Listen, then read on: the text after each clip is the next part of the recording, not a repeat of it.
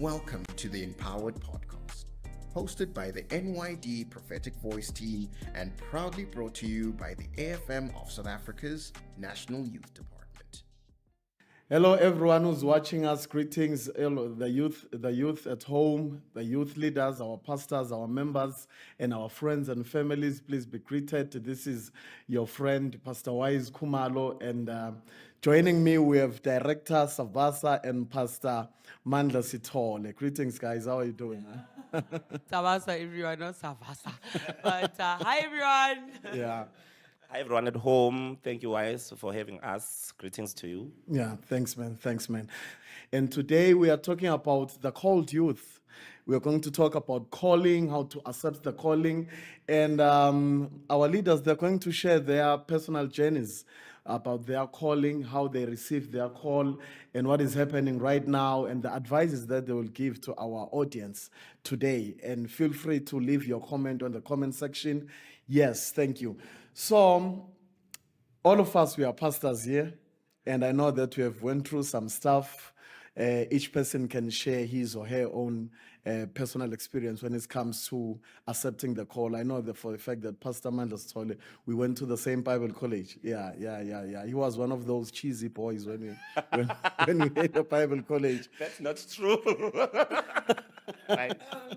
Yeah, I'm telling you, he was the first one to get married. We were all young, to get married. He was driving a car, he was already working.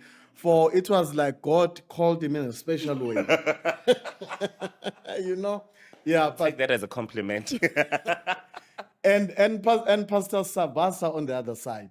We all know that we are Pastor Chikane's kid, So for you, maybe Pastor Chikane, he tried and, all those things. There is just assumptions. I wish. Yeah, maybe let us start with you, Director. Oh, man. Okay, sure. Thanks. All right. So I think, so last week was intense because of, suicide and the purpose of life. I think it was really, if I think about the conversation we're having today, it's a lot on purpose.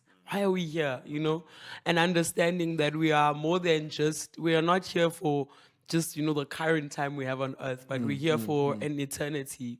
And I think that for me, we are hoping that today we will encourage some young people to answer to answer the call of God over their lives. So, yes, so you spoke about a lot of things that people obviously think about when they think about me, Mfundiswami, that I really love and cherish my spiritual father. But what is interesting is that it wasn't easy for me to accept the call, guys. Because when was it actually, if you can be specific? All right, so I was doing my second year adverts architecture, and Wits was showing me flames, but that should be a podcast on its own. Yeah. But yeah, Wits was showing me flames and studying architecture in this creative space and all of that, and just feeling like this is the space I want to be in, the built environment. That's all. A bit of a struggling time at the time, just in terms of just issues in the family, and I know we're gonna have an episode about broken families, soon. Yeah. But it was just a time where I was trying to just survive adversity, and when I was at church, I had so much fulfillment. I enjoyed being at church. I enjoyed just the space of just knowing that God had a greater plan than whatever I was seeing. So, second year, I was walking home this one time, actually walking to my sister's house, and I felt like I just experienced the presence of the Lord and had a vision of God saying to me, can I use you? Like in Ezekiel 37, real life, real valley. Yeah. Not in a dream, Not life. in a dream. Like it was like I just had that experience, and it was in this valley, and then suddenly the dry bones that you see in Ezekiel 37 was like the world around me. It was campus. It was other learners that I was with. It was like family. It was like a picture of a whole load of people. And then suddenly the Lord was like, do you think I can use you? So it wasn't really about, do you think these bones can come to life? But it was like, do you think I can use you? Almost as though I was one of them. I was one of the bones. I was once dead, and the Lord was saying, you are not perfect. Yeah, can I use you? And then I resisted because I I had never seen a pastor who looked like me. And there's none. There's none. So I had We still have the pictures of you in Limpopo. So, Yeah. so it was like that. I think it was the issue of identity, the picture you put into ministry. There's no pastor who looked like me in terms of not just gender, but just like, yeah, obviously the exterior part, the young, you are young, you are, I don't know, you are conscious. Right, I had a great sense of consciousness growing up. I used to write poetry. I used to journal. I used to write like I was very awake. I know they call it being woke, but back then there was no such a term. But that's the kind of young person I was. I was woke. I was politically aware, and I was, I still am an activist about a number of things. So it was just one of those things where I was like, I've never seen a pastor who looks like this and who believes maybe in certain things like this. Yes, my pastor was probably very close to that, but there was still a distance when I got called. I wasn't as close to my pastor as people think. I was still there in the youth somewhere, But then when I received my calling, then I went to my pastor and I said, I think God has spoken to me. And one of the things I can say is that, like, he wasn't surprised. My mother wasn't surprised. Everyone around me wasn't surprised. I was the only one surprised. So it's just to say that people see. People see sometimes see. before you hear God's voice. Oh, There are people who would have already seen it. So I think that's just a little bit on. So are you trying to say there are some characteristics that can be seen to a person who's called even before he is called? That's what are you implying? That's exactly it. Because I didn't realize when I was pursuing God that it was at a level of thirst, that it was evident that I was pursuing him, that I had an interest in the word, like that I was in my private place. I didn't know that my reading of the word or seeking his face was above like the normal. I don't know what the normal is, but I didn't know that until you get a chance like at youth to speak about a verse or something and people realize, yo, like you went deep with that. Like we are here on the powerful, server. right. We are here with this verse. They call you too much. You say too much. yeah, it was too much, So it was like that, those kind of things where you don't realize that, and you're seeking him because there's a lot going on. And God was my stability, so yeah. But also, just before maybe Mandla will share his story, I think one of the other things for me is that I struggled to accept when people were saying that I'm called. I always had an understanding, and I still believe in it now, that if I am called, God must tell me. The Lord must speak to me. And I still encourage young people also in terms of that find a place where you are able to hear the voice of God and not the voice of people about the calling of your life. Especially God's confirmation of it. Okay, before we hand it over to Mandla, to Pastor Mandla, sorry. To Mandla. To Pastor Mandla. Hello, young people. Okay, so I mean, would you advise that a young person, before he can, even if he feels that he's called, would you advise that he or she must wait for God's confirmation to have that personal experience or encounter before saying he's called? Yes. Okay. I strongly believe in that because that moment will always be your reference point. When it gets tough, because trust me, it does. When it gets tough, you must always have that reference point to say, but I know without a shadow of a doubt that the Lord did call me. We'll come back to that because we have a lot of young lions out there. Okay. Pastor Mandla, tell us your story, sir. Yeah, with me, it started in 2009. I was doing second year as well. That in accounting, I'm an accountant. That's my profession. The first encounter with God, the real encounter, happened in 2009. But prior to that, there has been a build-up journey with God from the age of 11. So at the age of 11, I got baptized by the Holy Spirit, and I didn't know what happened from that day because I started having a zeal and a hunger for God. So most of the time I will cry when I'm praying and I don't understand. It was like there's that void inside me, that I had to fill. So as a result, I ended up coming closer and closer to God. And until when I was in matric, I got diagnosed with TB. So they drained water from my lungs. And then I had to relocate from Glura to Maritzburg. And then I met Pastor N.J. Sithole in one of his crusade in Bayes in Maritzburg. And then he prayed over me. And that fire that I used to experience now and then started to come up against in a very strong way. Are you related to Sithole? I'm It's not just Sithole. related. No, I'm not. Just Sithole, Sithole, yeah. okay. And then, following that, I went to a 10 days fasting. I went to a 10 days fasting, and I did something wrong that I cannot. I won't encourage Okay. people. I default. No, don't disclose. It's fine. It's fine. No. I default. I defaulted on the medication. Oh yeah. Okay. And I said, you know what? No, it's not deeper. No. Remember, I was already How deep? born How ag- deep? How deep? I was Directly. already born again. So We're gonna have an alto call. no, I was already born again, but I defaulted from my medication and I took that 10 days fasting. I did it out of faith because there was something that was pushing me. On the third day of my fasting, I had another encounter with God, and I completely got healed. I did the test, and then I was healed.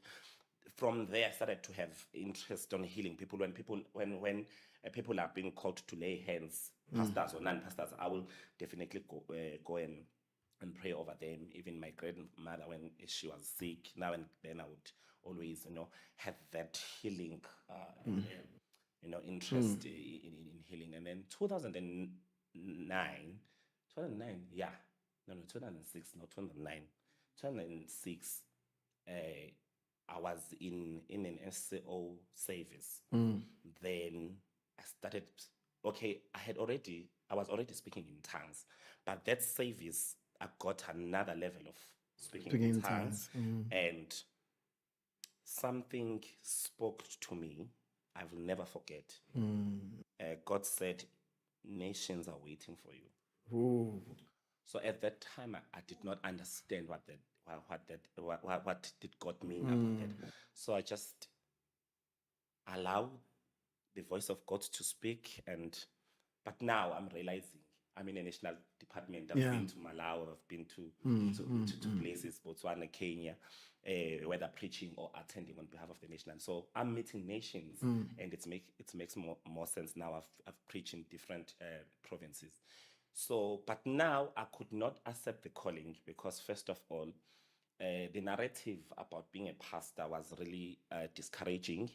The picture that the you had. picture that was being narrated by my fathers, because there was a link between poverty and pastors who are called. So, and coming from a disadvantaged background at home, we were extremely poor. Poor in a way that if the church is doing offering to poor families, my family was one of those. Are you serious? Of those families. Yes, Sure. it was terrible. We were poor. So now I didn't want to accept calling because of that. I was scared because I wanted to work and have money, and So now this thing that is being introduced by God to me contradicts my desire and my interest, and as a result, I had to keep on rejecting, until one day I was in Bible Center. I went to a scripture where it was a book that was speaking about calling, and I was assisted by that book. Holy Spirit led me into that book to understand the calling and the separation from Acts, where Paul and Barnabas they were praying, and then the Holy Spirit said In the church of Antioch. yes, in the church of Antioch, to say, separate me, Paul and Barnabas, to go where I called them. Then I started understanding that Paul was called when he was on his way to Damascus, but separated 3 years later. So that is where I started getting comfort. That's powerful. Yeah, then when I started sharing to my pastor, to Pastor Zonke Basi, to my mother, they were also not surprised. So Pastor Zonke Basi is your my Sunday school teacher. Okay. I grew up under Pastor Zonke and the previous regional leader, Pastor Basi, who is with the Lord now, and then Pastor Ngobo joined my church in 2003. the regional chair. The regional chairperson joined my church in 2003, and then. From there, I started finding myself in position of leadership and experiencing God's power, healing continue, deliverance continue, until I Okay. embrace calling. So you embraced your calling and then you continued with your qualification. I continued because I wasn't, God had called me, but I waited for God to separate me. So the calling was there, tick. And I remember we were in one of the conference, and then I was organizing transport, and I took a call. I said, "Hey, bro, this is Pastor Manta's Sithole." And then one of my senior pastors said, "Ha, you are too quick to call yourself pastor." Even me, Nanje, I'm not calling myself pastor. I tell people my actual name. But for me, I didn't get disappointed because for me the calling has been there. It's just even that now before. it's just now I was trying, now starting to release it, to allow it to take space. Yeah. Yeah. Yes. Can I just add something in what you just said, the last part? There's a lot that I'd love to speak about that he spoke about, but just that idea of the fact that don't be too quick. Don't be too quick. You know, on my ordination, my pastor's wife, Oma Chikane, I love her. She was saying, Uguti, Tandanani. Well, she said, Muruti, Tandanani is still your name. And so whether people call you Tandanani or they call you pastor, it doesn't take away the gift of God over your life. Oh yeah. And it's not to say that we are not saying people mustn't honor shepherds, but it's also that in that transition as a young person with a gifting and how you transition and not trying to make it about the fact that do you see me, do you recognize me, validate me or something. The validation comes from the Lord, and we just serve up until that moment of, I just wanted to add on that to say that sometimes we struggle with that thing of if someone says Tandanani, now you want to say, do you know who I am? Yeah. I'm a pastor. Okay, Tandanani / pastor. Can I wait. I want to ask you something before we continue with Pastor Mandla. Did you continue with your qualification or you just accepted the call, went to the Bible college? So some people know the story. I continued my qualification. I didn't know why at the time. I didn't understand it. Okay. I can tell you I was frustrated when I continued with my qualification. Okay. Because when I went to my pastor, the world was dying. Jesus is coming back today. Today. What am I doing with an architecture prize? Why am I designing buildings? We will come back to that. We'll come back to that. But because, that urgency is yeah, real. We can't, I don't blame younger pastors who go out and they're trying. It's like, how do you manage this burn? How do you manage this burden? What is important is to acknowledge the calling, but also look for advices or think deeper in terms of you being a complete person holistically. So just because you have experienced calling, it does not necessarily mean you now need to leave work, leave school, but think and because our God is a gentleman, so he understands us more than we understand ourselves. You mean so you can negotiate with God? No, not that you are negotiating, but now remember your life has to be complete holistically. Yeah. Psychologically, educationally. That's what the deputy was saying, actually, to say, yeah, exactly. Yeah. Holistically, have a balanced life. We're not saying because the agency is there, you want to go and actually all of us, when we are being called, we want to do crusades. Yeah. There's no one who's called to pastor a church who will first have a feeling of pastoring a church. When you are being called, it's about people getting saved. That is so powerful. That is so Yes. powerful and interesting because right now we have a lot of young lions who think they can only be at church. No, they don't think about soul winning. It's amazing. I can't understand this. What is a young lion? Oh, If you know at home what a young lion is, please write on the comment section. What is a young lion? I always hear it. Where does the term come from? Can you educate me? Pastor Mandla will help us. It's young people who are so ambitious about God, who are called, actually. It's called young people, but I think most of them are called young lion because they tend to want to disregard the processes Exactly. So they want to disregard the process. About like the AFM process of ordination takes longer, and then the young lion will say, no, people are dying in sin. So while you are telling me about this NQF level 7, the meal program, ordination, That's what- Interviews. interviews. You have to have Yeah. approved by your pastor, governing board, the Body, region. region. While a young lion was saying, no, God has spoken. I am going out there to win souls. So they are lions, but they are young. Yeah. Yeah. Yeah. So it's Yeah. Actually, I want to ask that now. After you have accepted the call, how was your relationship with your pastors? The mentorship program, because Oh. most of our young people, that's where the problem is, where we see fathers look at us as threats, no? Yes. And yeah, I want to say I'm proud of my relationship with my pastor. I think it's one of the best examples in my region, in a sense that I think first time my region saw a young pastor getting ordained, co-pastoring the church with Pastor Ngobo for many years without any conflict.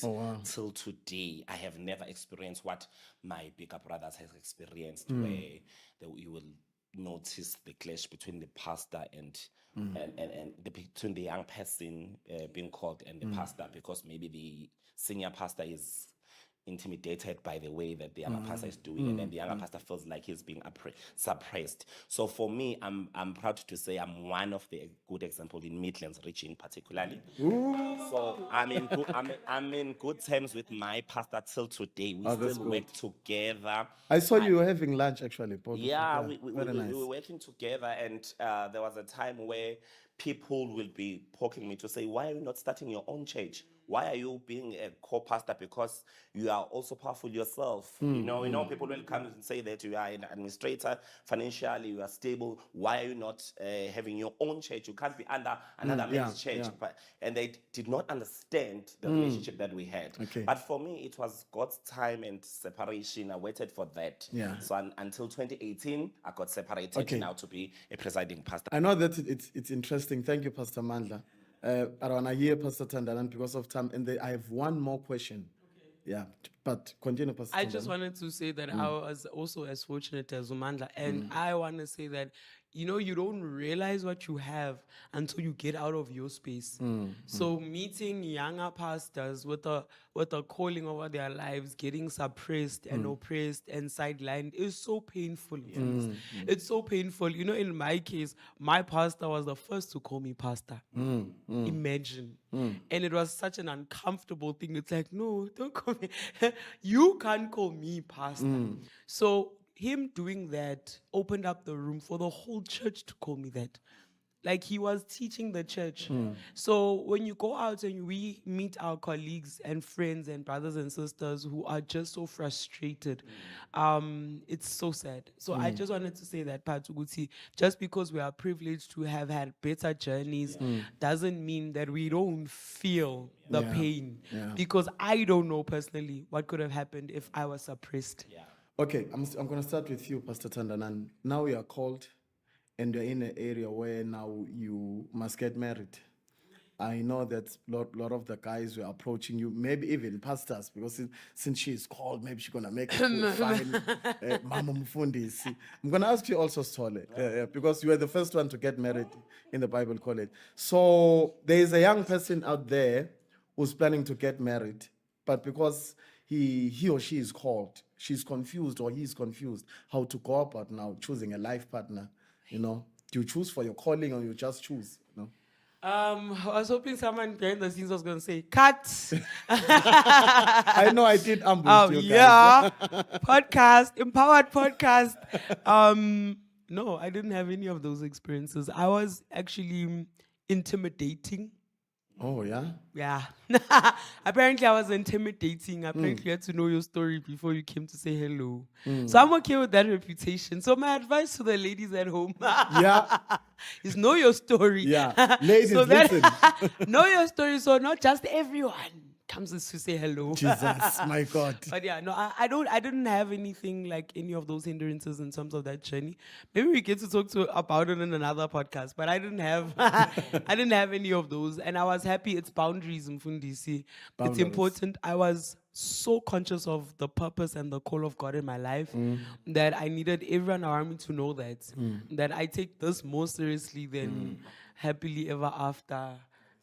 Yeah, because for me, I was like, yo, you can give me that pressure, but who am I pleasing, man or God? And I think I was too busy. Okay. We always say that in Faith Girls Ministry, I was too busy Yeah, with the yeah. things of the Lord. Yeah, Yeah. Let's hear from you, Pastor Mandla. Well, because of my gender, it was expected for me to get married anyway, to find a mama mfundisi. But to my surprise, I fell in love Yeah. with Unompilo. Hi, Milo. um, and according to the specification that was already there of a person who should be a mama mfundisi, I feel that she was far away from that. In a sense, ukuthi she was first not popular, nobody knew her. She was there born again, but because of issues staying far away from town, so she was not part of us in conferences and The things. So fellowships and all that. fellowships. So she was barely known. She was not a popular Yes, girl. and at that time I was already out there. Hey. Like, I'm popular in my region, and uma usithole ezoshada, the expectation kuthiwa nje uzoshada It's vai-vai. it's me bump umbhobho Hey. ihlangene, all of that pressure. And, yeah.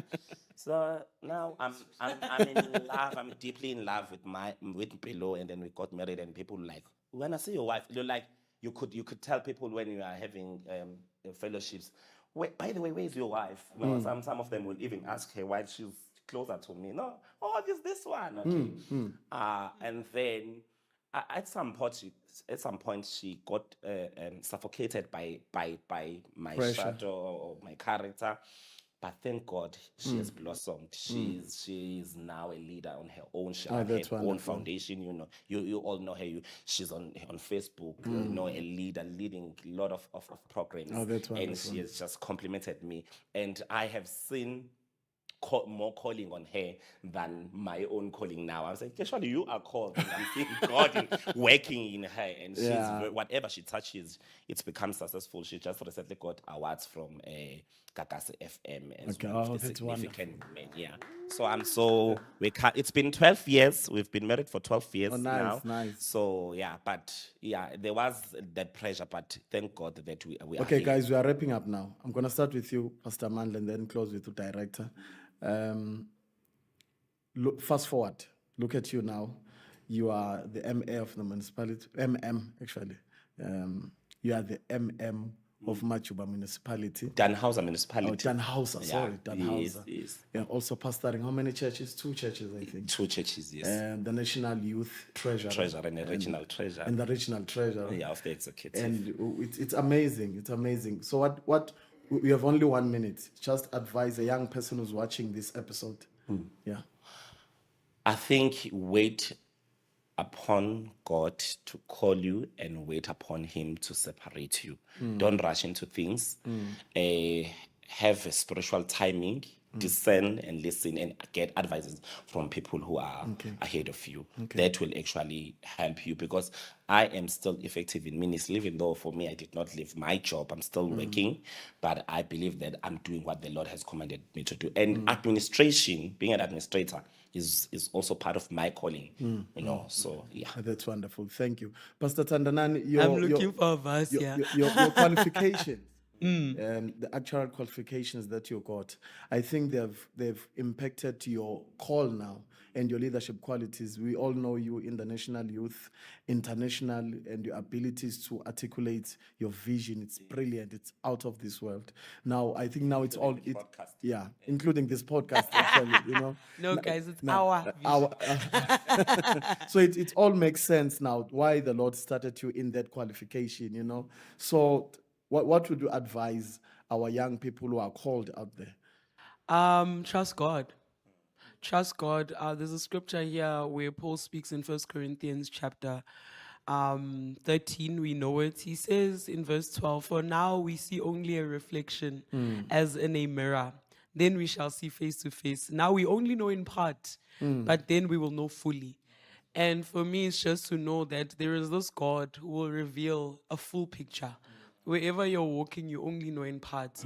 I only knew in parts when God called me, and I didn't know why architecture. I don't need it. How is architecture gonna save souls? Today, architecture has helped me to project manage the extension of our building at church, to help some schools in the community with extending some infrastructure, that's which is nice. part of outreach, is part of ministry. So in they ask itself. Umruti to help them. Yes. Yo, so, that's wonderful. So and Stole's house. Somewhere at the bottom there'll be contact details if you want a building plan. But basically it's a form of service. Paul was a tent maker. It's a form of service. Paul was a tent maker, and it's that even in the Word of God, Paul encourages the working with your hands. And so maybe in another episode we can speak about that importance. So I don't know if I answered you per se, but it's just to say to a young person, like we started, you will receive the calling, you will feel the burden. But God is a God of order. And the timing of God is so important. You need to be that's so powerful. sensitive to his voice, so that you are not working it in a rush, you are not haste, but that every step of the way, you don't just walk with, I know I'm called, but there's the study to show yourself approved. There's the, I was a child, I'm a man. There's a putting away of childish things. So there's a whole process of your maturity until the day, like David, you get crowned and you're placed on the position. Wow, that is so wonderful. Okay, thank you so much for watching. Leave your comments in the comment section. Remember, we are the Empowered Podcast. Empowered Youth. So God bless you. Stay tuned for our next episode. God bless you. Thank you so much. Bye. If you're looking to do some further reading regarding today's topic, please read the following scriptures.